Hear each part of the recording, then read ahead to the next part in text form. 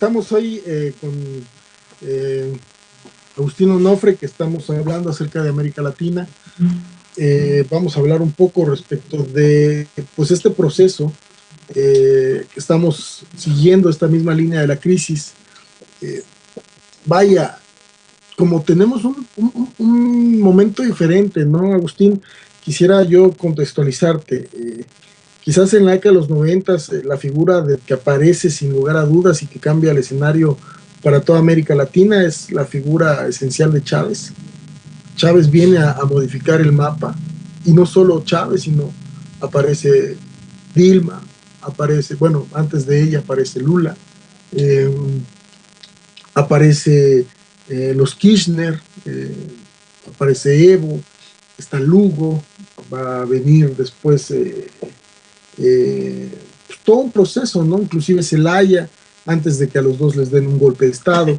Eh, Aparecen estos personajes importantes, el Pepe, ¿no? Que le dan un giro a América Latina, al continente, al sur del continente. Eh,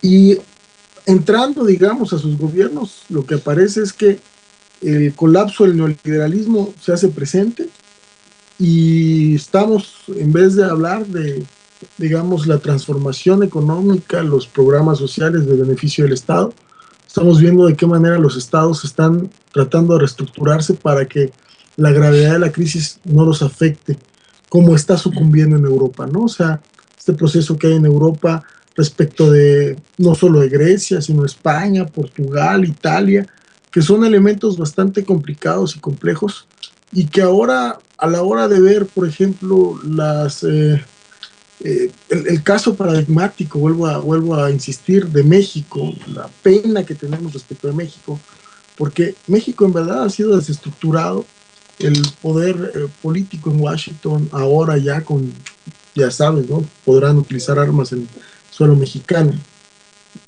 prácticamente es ceder la soberanía. Y en ese sentido, los dictados respecto de cómo manejar esta crisis vienen de arriba, vienen prácticamente desde Washington. No hay una estrategia en conjunto. El Tratado de Libre Comercio de América del Norte lo engloba y justo ahí México pierde esa intercomunicación, bueno, esta conexión, esta comunicación con América Latina, ¿no? O sea, y, y no tenemos pues, un representante que vaya, por ejemplo, como a la Cumbre de las Américas a dar un discurso, inclusive alguien como Juan Manuel Santos, que inclusive de derecha, tiene estas posiciones para generar la paz al interior de Colombia, para generar un lazo diferente con Cuba, para aceptar que Cuba se siente a la mesa. En el momento de la interrelación, ni siquiera apareció México para el restablecimiento de las relaciones entre Cuba y Estados Unidos, que históricamente había estado ahí. Tuvo que ser el Papa argentino y tuvo que movilizar, digamos, a la diplomacia canadiense. Vaya, este nuevo escenario de América Latina, Agustín, ¿qué me dirías respecto de esta falta de la figura de Chávez ahora? Digamos, estoy haciendo todo este recuento como para que me dijeras qué hay en América Latina hoy en día y qué podríamos esperar de ella. Bueno, es un planteamiento interesante. Yo creo que aquí se podrían como discernir dos posibilidades, ¿no?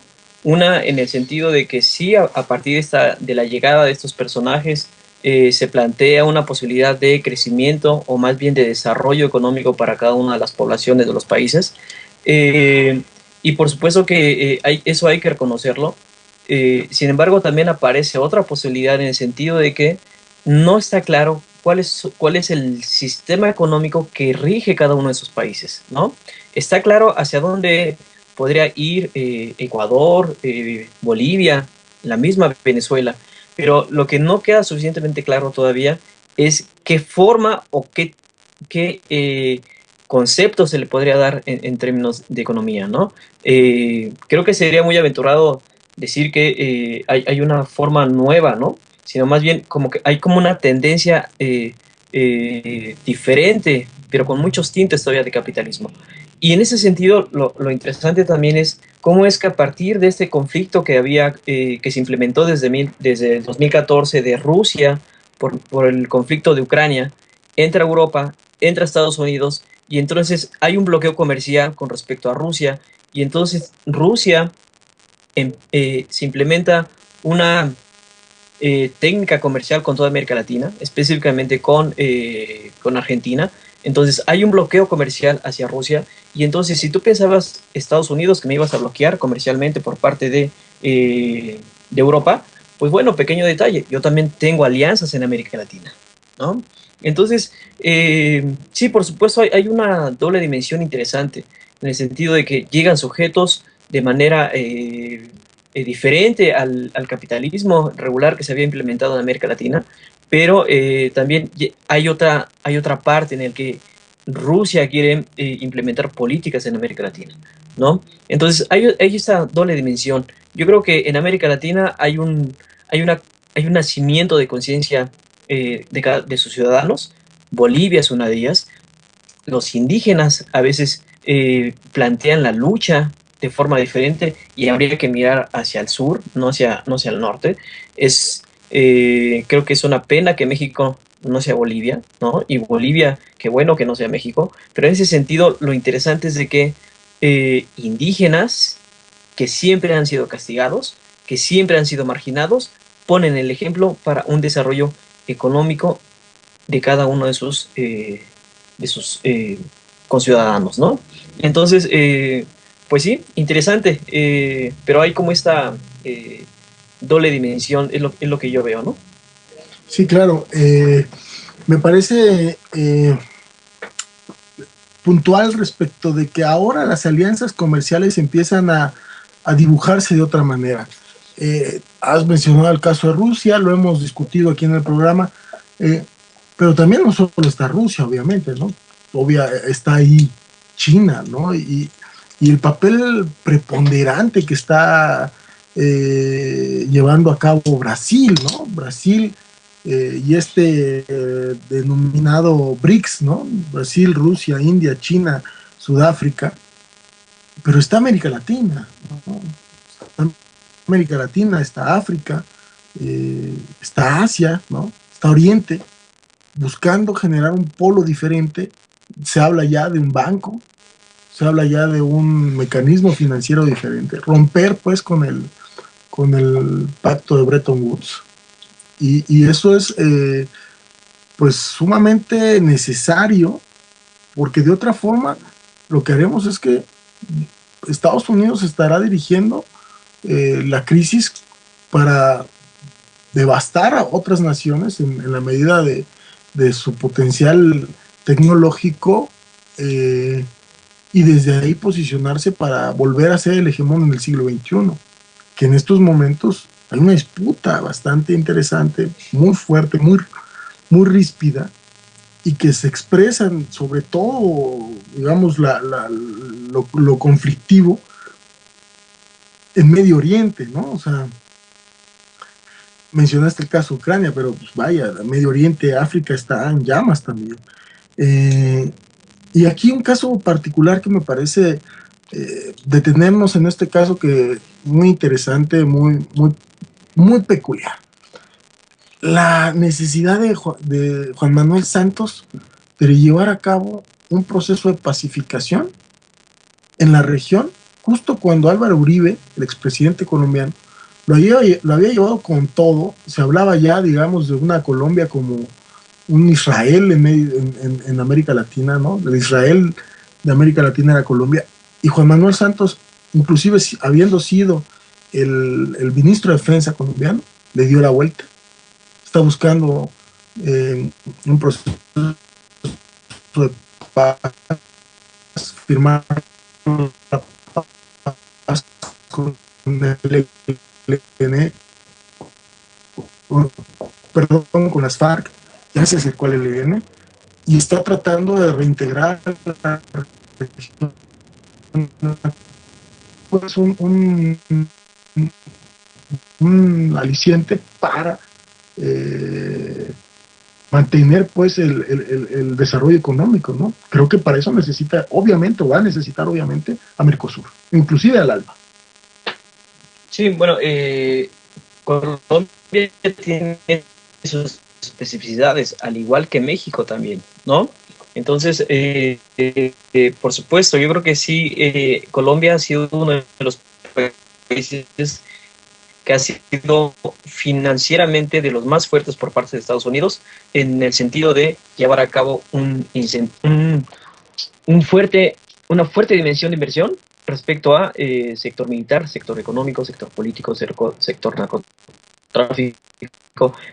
Pero lo interesante aquí es de que también, pues, Colombia ha sido uno de los países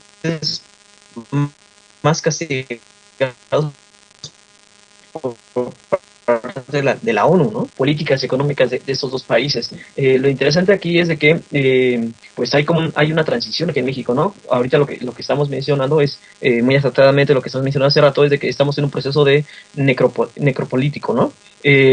Pero también hay una cosa interesante que sucede aquí en México, que en el sentido de que hay como una pasividad de la sociedad, ¿no? Que no hay como un despertar, no hay como un referente nacional que lo lleve y lo encauce para poder alzar la voz, ¿no? Entonces, Ayotzinapa tendría que tomar más fuerza y tendría que llevar más lejos esto. Claro, creo que es sustancial. Eh, Tendríamos que, creo que eh, desde esta perspectiva hacer otro balance. Me parece interesante, creo que algún día tendremos, Agustín. Te agradezco tu participación.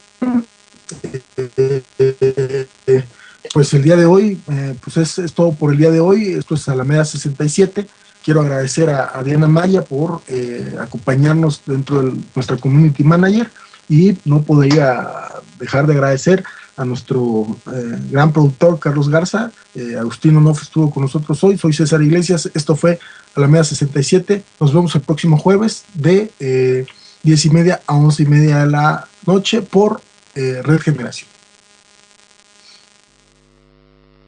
El federalismo se hace presente y estamos, en vez de hablar de, digamos, la transformación económica, los programas sociales de beneficio del Estado, estamos viendo de qué manera los estados están tratando de reestructurarse para que la gravedad de la crisis no los afecte, como está sucumbiendo en Europa, ¿no? O sea, este proceso que hay en Europa respecto de no solo de Grecia, sino España, Portugal, Italia, que son elementos bastante complicados y complejos, y que ahora, a la hora de ver, por ejemplo, el caso paradigmático, vuelvo a insistir, de México, la pena que tenemos respecto de México, porque México en verdad ha sido desestructurado, el poder político en Washington ahora ya con, ya sabes, ¿no? Podrán utilizar armas en suelo mexicano, prácticamente es ceder la soberanía. Y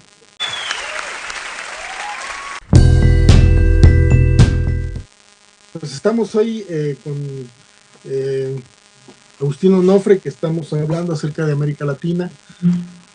Vamos a hablar un poco respecto de pues este proceso que estamos siguiendo, esta misma línea de la crisis. Vaya, como tenemos un momento diferente, ¿no, Agustín? Quisiera yo contextualizarte pues, todo un proceso, ¿no? Inclusive Zelaya, antes de que a los dos les den un golpe de Estado, aparecen estos personajes importantes, el Pepe, ¿no? Que le dan un giro a América Latina, al continente, al sur del continente. Y entrando, digamos, a sus gobiernos, lo que aparece es que el colapso del neoliberalismo, quizás en la década de los 90, la figura que aparece sin lugar a dudas y que cambia el escenario para toda América Latina es la figura esencial de Chávez. Chávez viene a modificar el mapa, y no solo Chávez, sino aparece Dilma, aparece, bueno, antes de ella aparece Lula, aparece los Kirchner, aparece Evo, está Lugo, va a venir después